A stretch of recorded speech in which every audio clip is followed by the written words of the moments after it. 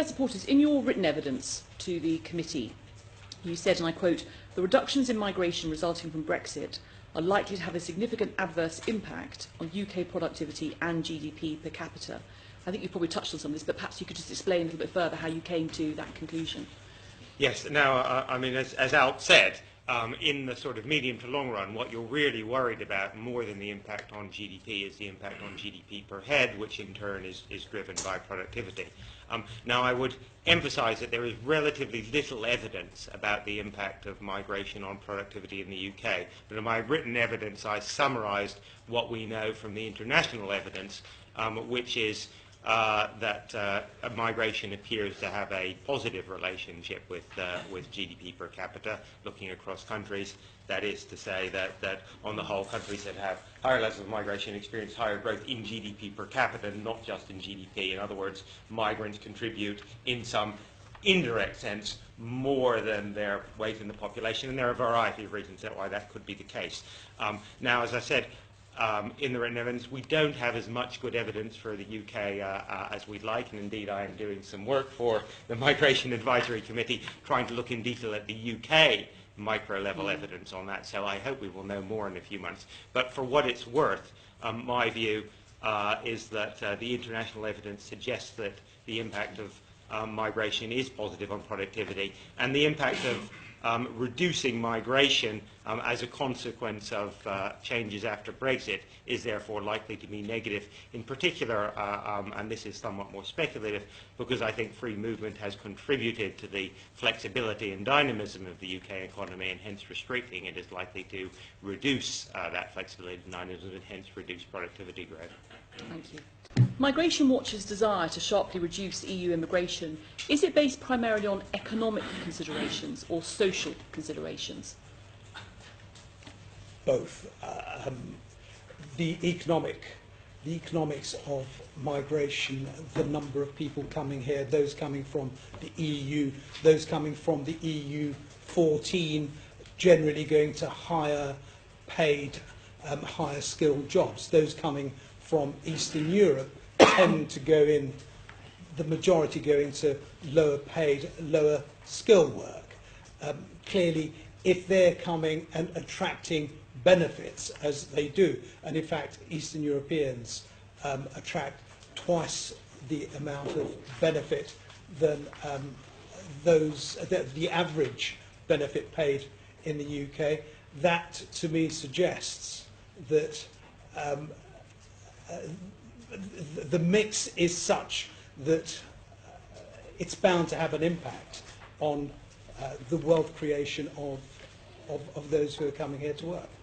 Well, we're going to pick some of those issues. In your written evidence, you stated that to the considerable surprise of many economists, including me, there's now a clear consensus even short-term migration does not appear to have had a negative impact on the employment outcomes of UK natives, which is obviously a very important conclusion. I just wanted to check on the data that you referenced. That's from 2014, which was at a time, obviously, when the employment market was still recovering. There was a lot of slack in it. I just want to be clear whether you think that still applies now as the labour market tightens. Well, I'm not sure there have been any analyses that recently, but I'd be very surprised if things had changed. I mean, since then, what we've seen, of course, is that net migration rose even more in 2015 and the first half of 2016, at the same time as unemployment overall fell, and the employment rate for UK-born workers rose to its highest level since whenever. So at least in the aggregate data, if anything, that conclusion has been reinforced, and I'd be surprised, very surprised, if detailed analysis suggested that anything had changed. Yeah, there are a couple of studies, one from the US and one from the UK, that suggest that the impacts of immigration are more positive when the economy is doing well than when the labour market is weak. You also said earlier, and you were quite robust about this, that your view was that GDP per head would be impacted because of migration. I just did a quick calculation just off the top of my head, and the population in 2001 on the census was 59 million with a nominal GDP of 1.12 trillion. By 2011 it was 63 million and a nominal GDP of 1.64 trillion pounds. That's GDP per head of 19,000 rising to 26,000, a 38% or so increase over the decade. That's, I think, a real terms increase. That was at a period when the population grew, driven part by EU migration. So you're simply wrong about GDP per head falling, aren't you? Well, let me nuance it a bit. GDP per head grew by 21% between 1997 and 2004. Since then, it's grown by something like 10%, when population has grown, and the population increase has largely been driven in recent years by migration. When I talk about migration costing, it costs because of the extent to which it drives population increase, which at the moment is pretty much unprecedented. Right. Given that period covers the biggest downturn since the Great Depression, a non-normal time in the Parliaments, it isn't credible to make any assertion or assumption about migration driving down GDP or GDP per head in the middle of the biggest economic crisis that the planet faced for about 80 years. That's not credible, is it? Well, I'm not sure that I disagree with much of what you say. The fact is that what I'm talking about here is the impact more broadly, not GDP as such, but now what I'm saying is that the population increase at the levels that we're having it at the moment, driven by migration, is having an impact on the whole economy and having social impact as well. That is all I'm suggesting is actually happening. I'm not sure what you seem to your be suggesting point is. that the social and economic impact will be negative. Apart from some odd bits of data at the fringes, I've never seen an assessment that said it was anything other than positive. Well, it's pretty much neutral, I think, is what most reports and most studies have shown. At the lower end, if anything, it's a little negative. Well, let me move on to some of the other witnesses. Ms. Sumption and Professor Portis, can I ask you, that Migration Watch have challenged the OBR assumption of a net fiscal contribution on the basis that migrants themselves will age and push up public spending by their increased use of the health service and in pension costs. So can you tell me, what do we know about how long or how likely it is that migrants will stay into old age compared to how many will, quotes, return home when they reach retirement age? What do we know about that dynamic? There is some data on this, but it's quite difficult to get a really accurate picture, because we have data on who's in the country, and we have some data on who's leaving, but not much information about who is leaving. So we try and kind of back out from the picture of who's still here, and we try and work out who's left. Now it looks like roughly 50% of migrants who come to the UK for long enough to get into surveys like the Labour Force Survey, for example, then would eventually leave. And most people who leave are relatively short-term migrants, so they've been gone within about 5 years.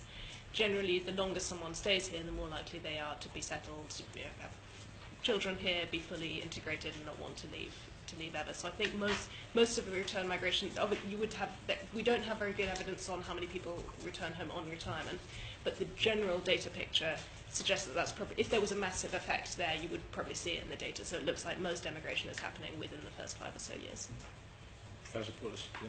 I agree with Madeleine on what we know and don't know about return migration. In terms of the long-term fiscal impacts, it is clearly true, and both the OBR accepts this, and Migration Watch are perfectly reasonable making this point that that you do need to look to have a proper picture of the economic and fiscal impacts of migration. You should ideally look over the life cycle, and that's a much more complicated exercise. Of course, the OBR does also look at the very long term in its fiscal sustainability report, which shows that the continuing positive impact on migration on the fiscal accounts continues for as long as you look at it, and you can see those charts they do, which show that lower net migration leads to a much higher level of public sector net debt. You've also, again, somewhat pointedly, described the net migration target as economically illiterate. Could you just say why you think that? Well, we got into this a little bit before, yeah, but if you could just nail it, what's so wrong with having a target for well, I mean, I think the idea that there is some sort of optimal population level for the UK that we should be targeting. I mean, if you did believe that, you would also be worried about births and deaths as well, of course. But doesn't stand up to scrutiny. Would you describe it as Malthusian? Possibly not quite, but there is a bit of that. This idea that we're a small crowded island and we can't have any more people is obviously is nonsense. It depends on how many people you can have. Depends on is both context and societally specific. 30 million people would have been far too many for the UK in the 17th century. It doesn't therefore follow that 65 million is too many now, or that 80 million will be too many, too few, or the right number in 20 years' time. It depends what we do ourselves to our own transport infrastructure, housing, and all the rest of it. But the distortions imposed by having a numerical target mean, and this comes back to Alp's point about the cap on Tier 2 visas, saying that we didn't hit it in the first few years of its operation. Well, that's correct. The point about having a numerical cap is either it's irrelevant, either it doesn't drive policy at all and you don't try and hit it and you don't change anything as a result of it, in which case why have it except to discredit politicians in the eyes of the public because they see you're doing something that you're setting a target you're not actually care about, or you take actual measures to limit it, to hit it, and inevitably that means that you impose binding constraints on yourself that you wouldn't otherwise have done, which in turn means you turn away people who, in other circumstances, you would have wanted to come here because they're beneficial to the economy or society. Great, that's great. Mr. Mehmet, does Migration Watch support the government's ambition to reduce net migration to tens of thousands? Yes. Could you We say do. why? We always have done. We believe it focuses the government. We believe it's a way of making sure that they are doing what they're saying. If we can see what they commit to doing, they've committed to bring numbers down. That is, by and large, what people in this country want. So, yes, the migration target itself, if you're going to come up with policies that are designed to do that, then having a general target, I'm not sure So whether... just to be clear, your rationale for supporting the tens of thousands, not hundreds of thousands, policy target is that having a target's good because the government can be held to it, but that the target itself matters because it's what people in Britain want. Yes, the rationale absolutely. behind Yeah, it. that's Okay. what our politics is about, I suppose, giving the people what they want. But well, I hope that's what it's about. Okay. But sorry, can I just add one point? Well, I've got a lot of questions to get through, so... Well, the reason why it's important to bring numbers down, again, it's A, because of the unprecedented levels of migration that we've had, and B, the way that is contributing to population growth. Okay. Just that. I mean... Fine, I thought we dealt with that issue of population growth and whether population growth in and of it... Let me finish there. Sorry. Whether population growth in and of itself is a bad thing, which seems an interesting approach to take, because if population growth in and of itself is a bad thing, then our country has been getting noticeably worse forever. Scale and speed is what we're referring to. We're not suggesting that population growth in itself is bad. Of course it isn't. But if it happens at the scale and speed that it has been happening over the last 10, 15 years, that is a problem, a serious problem. So can I just, since you've raised this issue, and you mentioned your own personal story, in Merseyside, for the whole of my life, until I was 22, the population of the city region that I am from lost population. It shrank in number. So would you say that that was objectively good for Merseyside? No, not at all. But so you're disagreeing with what you just said? No, I'm not disagreeing at all. I'm talking about the overall impact of migration and the scale and speed of migration. It was quite swift. Lots of people left quite a lot. Well, I was one of them. Yeah, clearly that was it's very painful for the whole city region to shrink in that way. That wasn't population shrinkage, that was people moving. That was migration, if you like. Okay. I don't think we should continue down that because we're not going to agree.